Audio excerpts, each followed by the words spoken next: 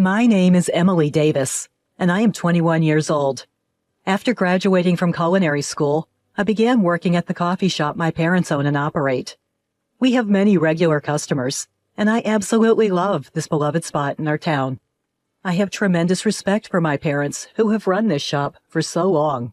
Although working while studying was more challenging than I thought, I was satisfied with my fulfilling daily life. However, a call from Bob disrupted this routine. The call came out of the blue.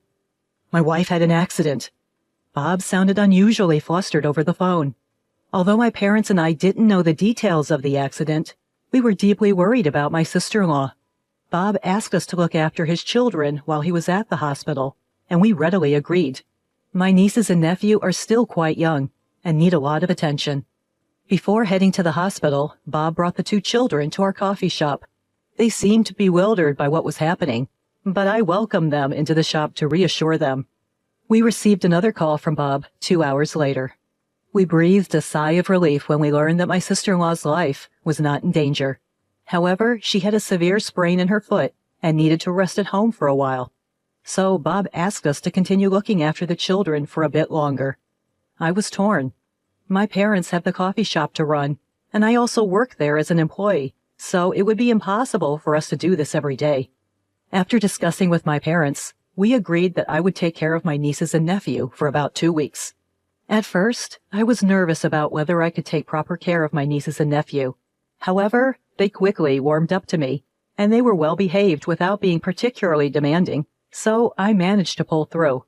When things got tough, as I was not accustomed to looking after children, my mother was there to support me.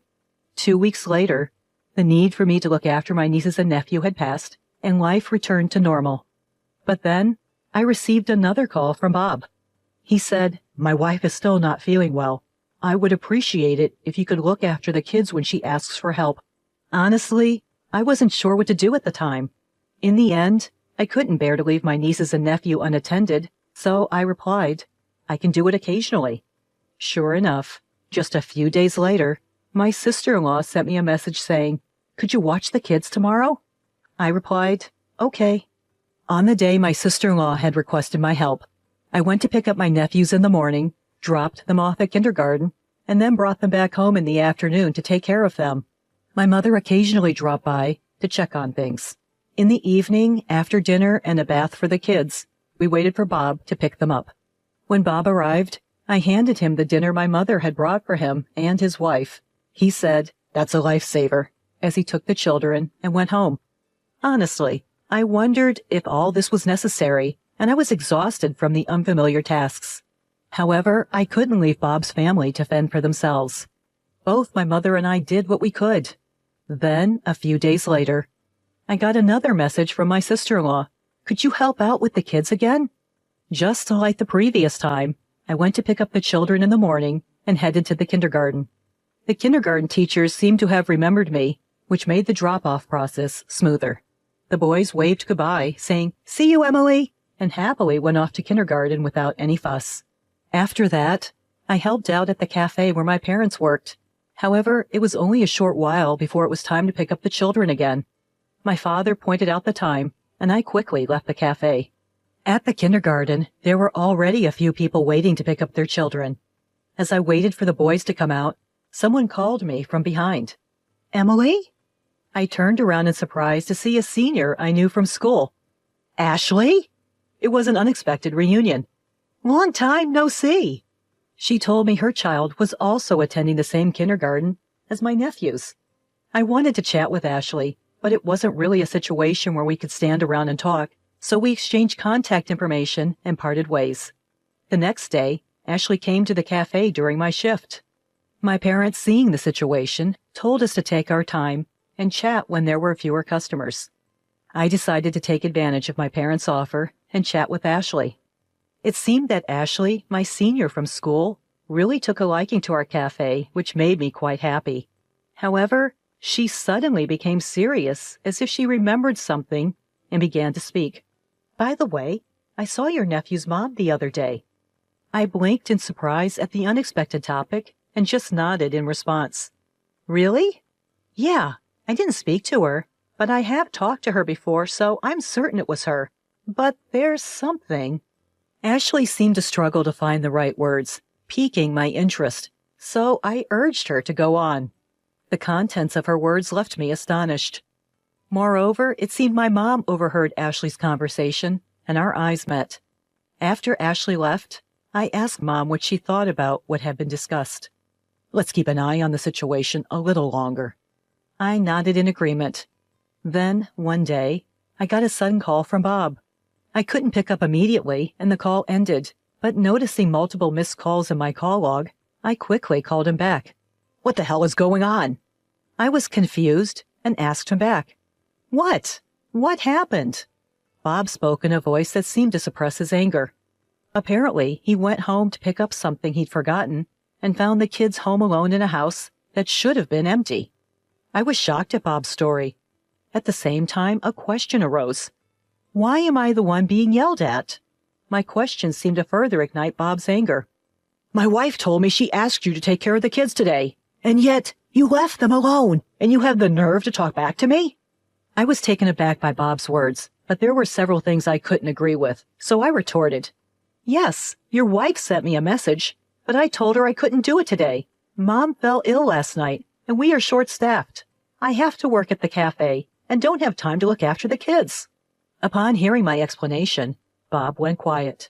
According to my wife, then asked me a question. She said every time she asked you to take care of the kids, you complained and demanded to be paid. Is this true?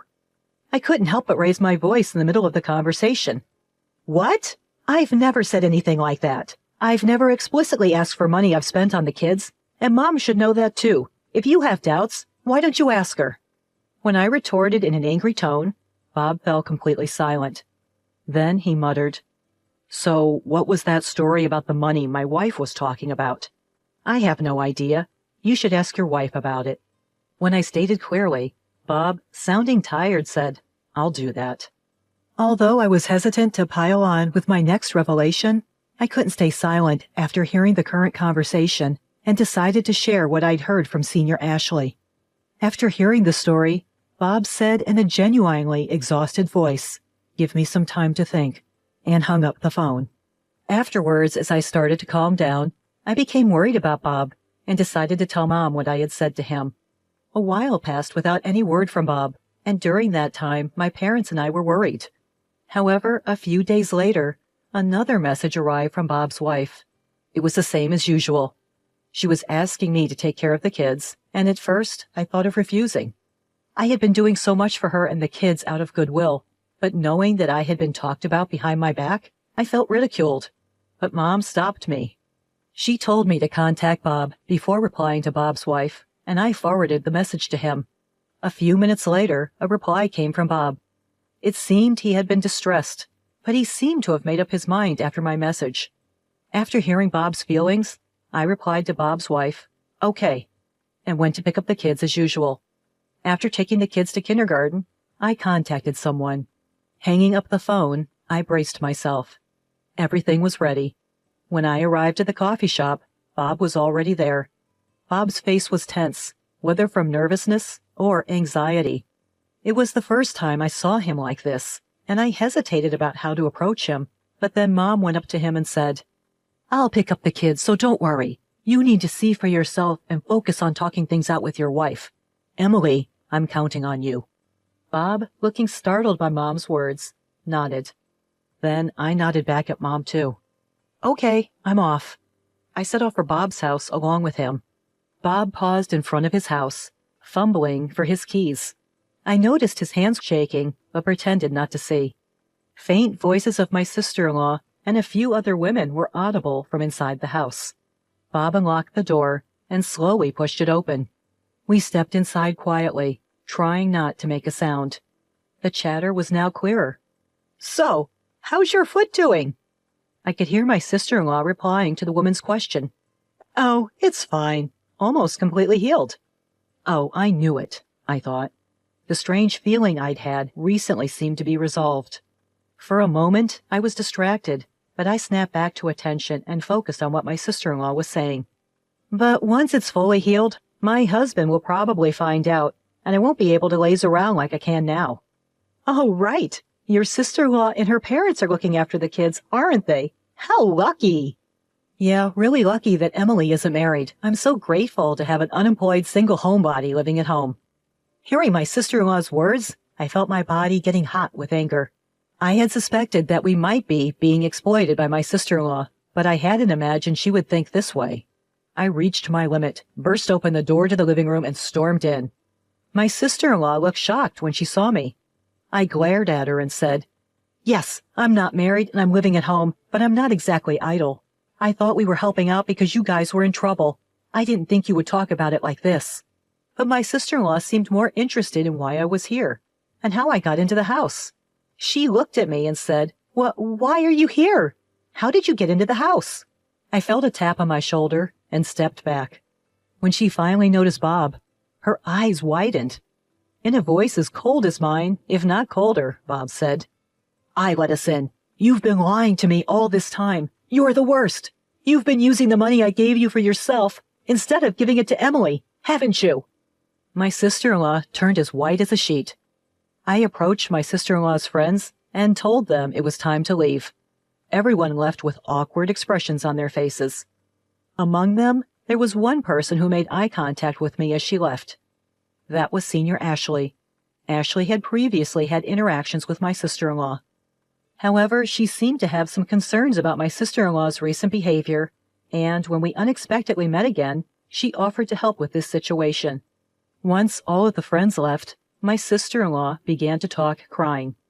To make her story short, this was the story she excused. Ever since the birth of their second child, taking care of the kids became increasingly difficult. But Bob was always busy with work and couldn't help with childcare or housework, which was tough. When she got injured, my mother and I began to help out, and things got a lot easier. Because of this, she ended up relying on us. About the money Bob gave her, she had not had any disposable income since getting married, and she couldn't resist using the money because of this. Frankly, I wasn't convinced by my sister-in-law's excuses. Perhaps sensing my feelings, Bob suggested it was time to leave for the day. I took his advice and left Bob's house. When I got home, my mother was waiting with a worried look on her face. It seemed like my dad was looking after my nephews, so I took this chance to explain everything to my mother. She made a complicated expression and said, "I see. It's a problem between those two now," and went back to my nephews. I followed her. My nephews, who knew nothing of the situation, greeted me with smiles and called out, "Aunt Emily!" Although I felt a complex mix of emotions, I did my best not to show it on my face and responded to my nephews. Several hours later, Bob returned home. He said he would be staying at our parents' house for the night. My mother, seeming to understand Bob's thoughts, merely responded with, "I see." After putting his kids to bed, Bob explained his decision to our parents and me. "I won't divorce her this time, but if she repeats the same mistake, then I'll consider divorce. Emily, I'm sorry for what you've been through. And you too, Mom." "No, it's okay, but are you sure that's what you want, bro?" Worried about their relationship, I asked Bob. He nodded and said, "Yeah, after talking to my wife, I realized I'm partly to blame too. We've decided to give it another try together." I asked Bob what he meant. He said, "I've been all about work and never really paid attention to my wife. I also left the kids entirely up to her. I now realize that this might have put undue pressure on her, and I've been unfair to our kids. I should have spent more quality time with them." Listening to Bob, I honestly had mixed feelings, but Mom said, "I get it. As an individual, it's hard to forgive what your wife did to us. But as a wife and a mother, I can't say I don't understand the feelings at all. If this is the decision you both have made, I won't oppose it, but make sure you don't involve others in your problems again." At Mom's words, Bob nodded, biting his lip. Since then, neither Bob nor my sister-in-law have asked anything of me. Especially, I haven't seen her even once. It must be awkward for her to face me. My father is angry, saying she can't even apologize, but truthfully, I prefer not to see my sister-in-law to avoid bringing back unpleasant memories. When I told Bob this, he promised, "I understand. I'll try to avoid having you and her meet as much as possible." Thanks to that, my everyday life returned to normal. Hearing the sound of the bell, I turned around. At the entrance stood Bob, with my nephews at his sides. Letting go of Bob's hand, my nephews raced over to me first, calling out my name. "Aunt Emily!" I happily responded with a smile to my adorable nephews. While the kids were chatting with my parents over cake, Bob quietly told me that although sister-in-law was remorseful, however, she disliked the kids going to see me because they were fond of me. But hearing that, I couldn't help but think she had brought it upon herself. There may come a time in the future when I have to face her again. However, right now, it doesn't seem likely that I will forget what sister-in-law did to me anytime soon.